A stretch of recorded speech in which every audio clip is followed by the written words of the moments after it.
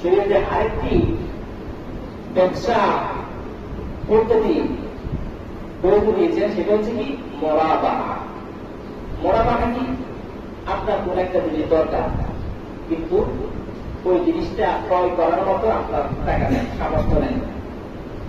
যেমন আমরা এখন বর্তমান কিস্তি তুলি, আমাদের কি চাষাবাদ করা দরকার, ক্ষেতের মধ্যে সার দেওয়া দরকার, টাকা নাই। রোদে কি করি, 10,000 টাকা কিস্তি তুলে আনি, 20,000 টাকা কিস্তি তুলে নিয়ে আসি। দোকানে মাল নাই, টাকাও নাই, মাল এটা দরকার, কি করি? তো 20,000 টাকা কিস্তি তুলি, 10,000 টাকা কিস্তি তুলি। কিস্তি বললাম হারাম, সুদ। তাহলে আপনি কি করবেন? ধরুন আপনার ঘরে একটা ফ্রিজ দরকার, তা আপনি কি করলেন? আমার কাছে একজন আসলো, হুজুর আমাকে 50,000 টাকা ধার দেন, আমাকে 50,000 টাকা ধার দেন। তো কেন? বলে ঘরের ফ্রিজ নাই, ফ্রিজটাও দিব বলে, ফ্রিজ থাকবে। ঠিক আছে, আমি তোমাকে একটা ফ্রিজ কিনে দেই, আমি তোমাকে একটা ফ্রিজ কিনে দেই। ফ্রিজটা আমি বাজার থেকে ধরে 30,000 টাকা কিনলাম, কিনে তার কাছে বিক্রি করলাম। তার কাছে কি করলাম? বিক্রি করলাম 35,000 টাকা। 30,000 টাকাতে কিনে আমি আমার ভাইয়ের কাছে 35,000 টাকা বিক্রি করলাম, বা 40,000 টাকা বিক্রি করলাম। তার কাছে তো কিনার সামর্থ্য নাই, সে টাকাগুলা ভেঙে দিয়ে দিল। 5 বারে দিলে, 6 বারে দিলে, 7 বারে দিলে, 500 বই দিলে, 5,000 টাকায় বই দিলে 7 বারে আমার টাকা পরিশোধ হয়ে যাবে। শরীর এই সিস্টেমের ব্যবসা বাণিজ্যকে বৈধ বলেছে। কিস্তির সাথে আর এটার সাথে পার্থক্য কি? হ্যাঁ, কিস্তিও তো আমরা এভাবে ভেঙে ভেঙে দিই, এটার মধ্যে কিস্তি দিয়ে দিচ্ছি। কিস্তির মধ্যে যদি 10,000 টাকা কিস্তি করলাম, 12,000 টাকা পরিশোধ করলাম, তো 2,000 টাকা যে লাভ পেলাম সেটা যদি সুদ হয়, তাহলে 30,000 টাকার কিস্তি যে ফিনিশ দিল, 35,000 টাকা সে নিয়ে গেল, এখানে তো 5,000 টাকা সে বাড়তি দিল, সেটা সুদ হবে না কেন? এখানে মূল কথা হচ্ছে জিন্স যদি এক হয়, জাত যদি এক হয়, তাহলে সেটা সুদ। জাতের মধ্যে যদি ভিন্নতা আসে, তখন সেটা সুদ হবে না। যেমন টাকা দিয়ে টাকা আসে না। আপনার কাছে 1 লক্ষ টাকা আছে, আপনি 1 লক্ষ টাকা কি করবেন? একটা আলমারিতে রেখে দিলেন, 6 মাস 1 বছর পরে আলমারিটা করলেন, 1 লক্ষ টাকা বাড়তি কত টাকা হবে? 10,000 টাকা বাড়তি হবে না? 1 লক্ষ টাকা 1 বছরে ওভাবে বলে। আলমারিতে 1 লক্ষ টাকা রেখে দিলে 1 বছর পরে কি 10,000 টাকা বাড়তি হবে? কত? 10 টাকা? 1 টাকাও না। কেন? টাকা ছাড়ে না, টাকা থেকে টাকা আসে না। টাকা থেকে টাকা কখন আসবে?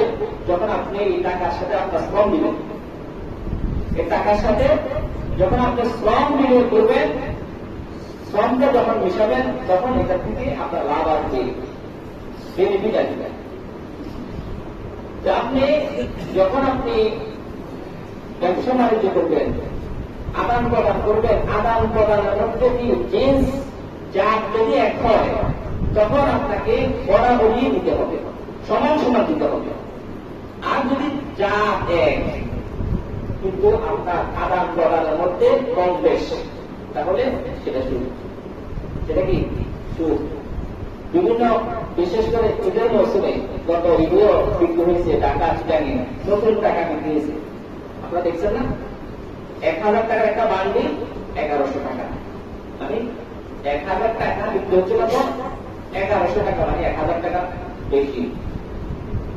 বলেন 1,000 টাকা বান্ডিল যে 1100 টাকা বিক্রি হচ্ছে, 100 টাকা এটা লাভে বিক্রি করতেছে, সেটা কি হালাল না হারাম?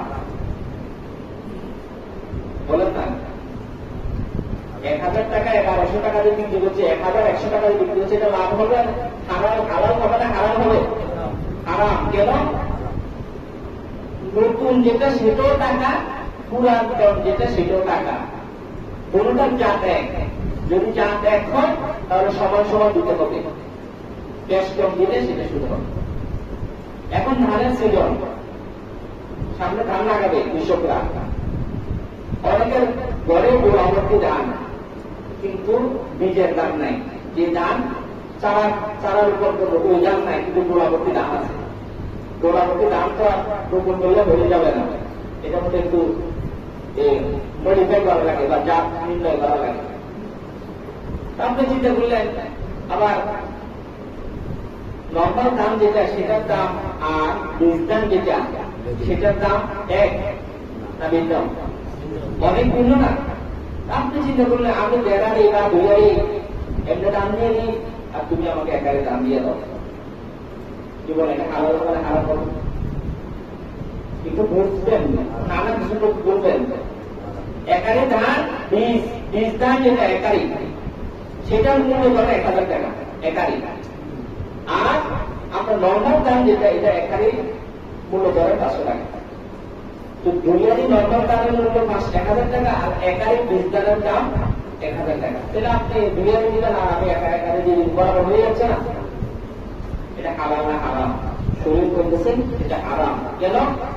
এটা জাত এক, বীজ ধানও ধান, নর্মাল ধান যেটা সেটাও ধান, মানে কম বেশ যদিও হয়, সেহেতু এটা জাত এক, সেজন্য এটা কিন্তু কম বেশ করা যাবে না। যদি কম বেশ করে সেটা হবে শুরু, সেটা হবে হারাম। এভাবে ডিম, উদাহরণ হাঁসের ডিম একটু বড়, হাঁসের ডিম একটু বড়, দামের দিক দিয়ে একটু বেশি, মুরগির ডিম ছোট, দামের দিক দিয়ে একটু কম। আমার এখন হাঁসের ডিমের দরকার, আমার বড় মুরগির ডিম আছে, আমি 2টা মুরগির ডিম দিয়ে দিলাম, বিনিময়ে আমি একটা ডিম দিলাম।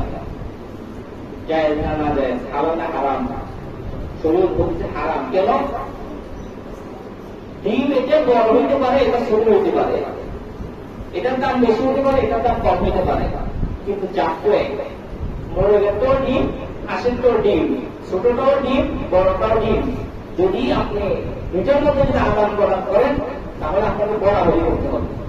যদি গ্যাস কম করেন, তাহলে আপনার মধ্যে কি হবে? তখন এটা হবে সুদ, সেটা হবে হারাম। তো ফ্রিজের কথা বললাম, কিস্তি তুলে 10,000 টাকা কিস্তি তুলে, এবার ধরেন 2,000 টাকা করে 6 কিস্তি চালায়, 2,000 টাকা করে 6 কিস্তি কত? 6 দুগুণা 12,000, 2,000 টাকা লাভ, 2,000 টাকা দিল, সেটা 2,000 টাকা সুদ। কেন? আনছেন টাকা, দিচ্ছেন টাকা, আনলো টাকা, দিল টাকা, টাকা দুটার জাত এক, যার দ্বারা সেটা সুদ। আর ওইটা বাইরে মোড়া বাহা, এটা যাই কেন? আপনি আনলেন ফ্রিজ, আনলেন কি ফ্রিজ, দিলেন টাকা, আনলেন ফ্রিজ, দিলেন টাকা, যার মূল্য সেটা আমার কাছে বিক্রি করা হয়েছে। শর্ত হচ্ছে আপনি সব টাকা আপনার ক্রয়কৃত জিনিসের মূল্য আপনি একসাথে দিতে পারেন, আবার ভেঙে ভেঙে দিতে পারেন, আপনি বিক্রি করতে ক্রেতা বিক্রেতার সম্মতি অনুযায়ী। ক্রেতা যদি বলে যে আমার টাকা এখনো পরিশোধ করতে হবে, আপনি এখন পরিশোধ করে দিবেন। ক্রেতা বিক্রেতা দুইজন চুক্ত হইল, আমি আজকে এই গরু কিনলাম, টাকা পরিশোধ করে 1 বছর পরে। দুজন যদি যায়, দুজন যদি সম্মতি থাকে, রাজি থাকে, তাহলে যায়। বলে আমি এই গরু বিক্রি করলাম, 3 বারে আমি টাকা দিব। দুইজন যদি সম্মতি থাকে, রাজি থাকে, তাহলে যায়। আপনি কি কিস্তিতে আপনার কাছে ফ্রিজ বিক্রি করা হলো, বিক্রি করলো কিসে? বাকিতে। বলো যে কি তুমি আমাকে এই ফ্রিজের 35,000 টাকা 7 কিস্তিতে দিবা, 5 টাকা 35,000 টাকা। সে কিন্তু কিনলো কত টাকা দিয়ে? 20,000 টাকা দিয়ে। এই 5,000 টাকা সে ব্যবসা করলো, লাভ করলো, ব্যবসা হালাল। ব্যবসা কি হালাল? তো দেখেন আপনি এদিক সেদিক, যখন আপনার শরীরটাকে আমরা বুঝি না, যেটা কঠিন। শরীরটাকে যদি আমরা বুঝতাম, তাহলে আমাদের কাছে সহজ করা হতো। শরীরটা আমরা বুঝি না, বোঝার চেষ্টা করি না যে শরীরটা আমাদের কঠিন, গুণবাহী, এটা করলো হারাম হারাম, এটা করলো হারাম, ওটা করলো হারাম, ওটা করলো হারাম। আরে সবটা হারাম সেটা শুনলাম, হালাল কিভাবে হয় সেটা আমরা একটু জানার চেষ্টা করি। এটা আমরা একটু জানার চেষ্টা করি। আপনার দোকানে মাল খোলা দরকার, আপনি কেন কিস্তি করতে যাবেন?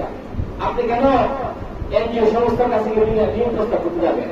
আপনার দিদি ভাই অনেক আছে, তাদের শরণাপন্ন হন। আপনার কাছে কেউ গেল যে আমার দোকানে মাল তোলা দরকার। কি কি মাল তোলা দরকার? আপনি একবার তার থেকে একটা নিবেন, খরচা নেবেন, একটা এস্টিমেট নেবেন, আমার এই মালগুলো দরকার, এই মালগুলো দরকার। ধরেন সে 50,000 টাকার একটা বছর দিল মালের, আপনি মালগুলো বাজার থেকে কিনলেন, কিনে আপনি আপনার বাইরে বিক্রি করলেন আবার বাকি দিন। দোকান তুমি কিনতে গেলে আপনার 9,000 টাকা রাখবে, আপনাকে বাকি দিবে, কিন্তু আপনি তার কাছে কিনলেন, বিক্রি করলেন বাকিতে। শর্ত হচ্ছে তুমি আমাকে 1 বছর মিলে টাকাটা দিয়ে দিবে, 1 বছর ভিতরে টাকাটা পরিশোধ করবা। 50,000 টাকার মাল কিনে দিল, মাল কিনে তার কাছে বাকিতে বিক্রি করলো কত? 60,000 টাকা। কত টাকা? 60,000 টাকা। তো তার লাভ কি? যদি 1 বছর পরে আসে, 1 বছর পরে তার 10,000 টাকা লাভ। তার কত টাকা লাভ হয়েছে? 10,000 টাকা লাভ হয়েছে। বলে কিস্তিতে 50,000 টাকা 60,000 টাকা যদি সুদ হয়, এখানে সুদ হবে না কেন? সে দিল আপনাকে মাল, দোকানের মাল, আপনি দিলেন তার টাকা। জিনিস এক নয়, জিনিস ভিন্ন, যা ভিন্ন দেশ হলেও সমস্যা নাই, ক্রেতা বিক্রেতার সম্মতিতে সেটা হালাল বৈধ। তো সুদমুক্ত জীবন ব্যবস্থার জন্য শরীয়ত আমাদের জন্য 3 প্রকারের ব্যবসা বৈধতা দিয়েছেন। বুঝতে পারছেন? কয় প্রকার? 3 প্রকার। এক প্রকার হচ্ছে মুশারাকা, পার্টনারশিপ ব্যবসা। মুদারাবা, একজনের অর্থ আরেকজনের শ্রম। আরেকটা হচ্ছে মুরাবাহা, কিস্তি সিস্টেম। বাকিতে আপনি তার কাছে বাকিতে বিক্রি করবেন, মাল কিনে আপনার কাছে বিক্রি করবেন, সে পরবর্তীতে আপনাকে ভেঙে ভেঙে সেটা পরিশোধ করবে। এই 3 ধরনের পদ্ধতি উভয়কে বৈধ, হালাল।